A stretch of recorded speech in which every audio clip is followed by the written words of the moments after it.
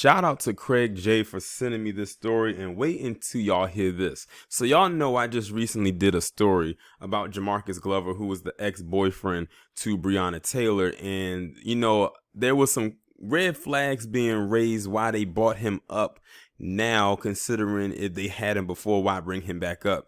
And some people threw some theories out there, but I don't think really any of them stuck until some people found out this information, and Craig J was one of the first people to tell me about this. So it turns out that these individuals are even more dirtier than we imagine. Well, to be quite honest, did we have to imagine, considering their history?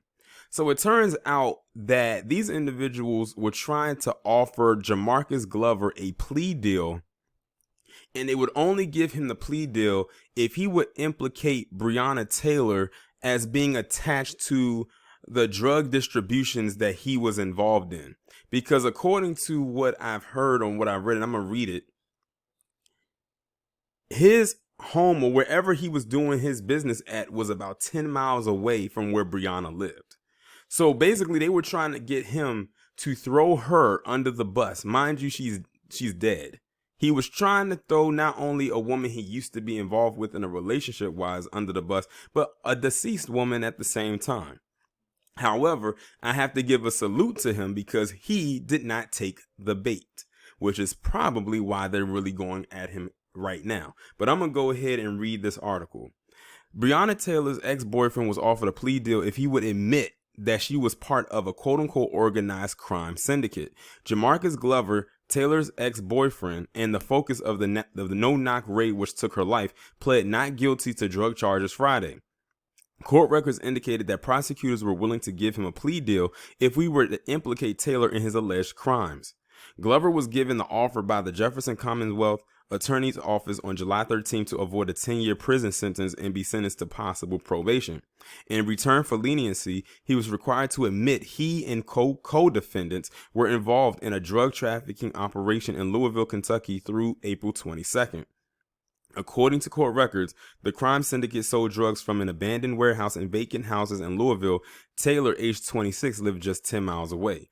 Glover, aged 30, turned down the plea deal. An attorney representing Taylor's family in a wrongful death lawsuit blasted officials for the lengths to which those within the police department and Commonwealth's attorney went to after Breonna Taylor's killing to try and paint a picture of her, which was vastly different than the woman she was, Sam Aguiar said.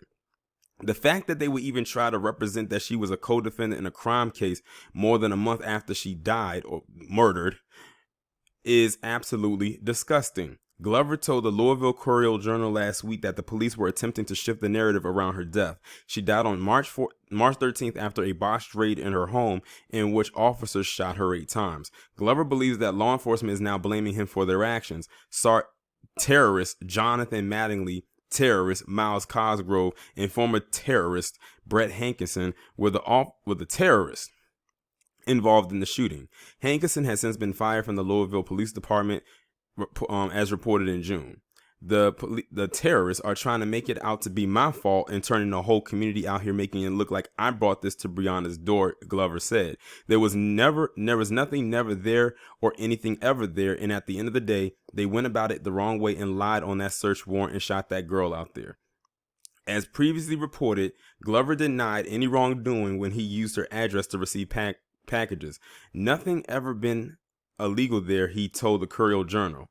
Getting shoes and clothes coming through the mail is not illegal. Nothing illegal at all. Glover said to his child's mother on recorded jailhouse calls that while Taylor had been holding money for him, the money was for phone bills, and that he believed that she became implicated in his alleged crimes because she bailed him out of jail. I don't understand how they going to serve a warrant for Bree's house, Glover said to a man on another call from jail. How is it they serve a warrant for Bree House and nothing tied me to Bree House at all besides these bonds? He added that the terrorists had no reason to search her home. At the end of the day, I know she didn't. I know she didn't deserve none of this shit though. Terrorists also believed incorrectly that Taylor was alone at home and unarmed while conducting surveillance on her home the night of the raid. Commonwealth attorney Tom Wine did not respond to requests for comment from WDRB, but some believe that Glover was offered the plea deal in order for the terrorists to evade accountability in her death. Do you see Man. But listen to that part again when they said they believe or thought she was alone. That means they was going to ambush her. Little did they know, her current boyfriend, Kenneth Walker, was there and armed and fired back. Unfortunately, she ended up deceased because of it, which now begs the question, did y'all arrest Kenneth Walker not because he shot one of those terrorists in the legs, but because he ruined a plan for you, even though the plan went off without a hitch because the woman is dead? And after all, I truly believe that's what they wanted.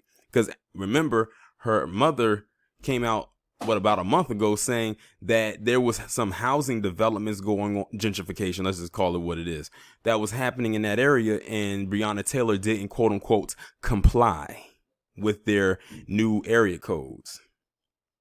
I'm telling you, this story gets deeper and deeper by the moment. Because she is destroying them and they want Jamarcus Glover to do it for them because their efforts have failed. So they offer him a bribe. Basically, all you have to do is smear her, Louisville defense attorney Ted Schaus says. This is one messy situation, and that it's like one big nightmare that just won't end. And it's like one big spider web that started like more central, and it has sprawled out of control, that now they have pulled the ex-boyfriend back in there. And one of the questions that I and many of my subscribers had at the time when I did the first video was, why did they bring him back up? Like, what was the plan? Why did you bring him in? Now we see what it is. They were trying to get him to throw her under the bus, but he didn't fall for it. So now they probably gonna tack a whole bunch of years onto him just because. But I do have to give him a salute because he remained on code, because he could have easily did it to save his own ass. He could have done it. But this shows you right here that while he was in a relationship with Breonna Taylor, it's obvious that he did care for her. He actually did love her at one point, in a more intimate way, and possibly could have still been cool with her. They probably, I don't know if they ended on bad terms or not, but he must have cared enough for her not to do this, because if he didn't, he would have definitely threw her way under the bus, as if she couldn't have been thrown under anymore. But that just shows you how sick and twisted these individuals are, that they would get her ex to try to throw her under the bus. And he didn't do it, so the ball is back in their court.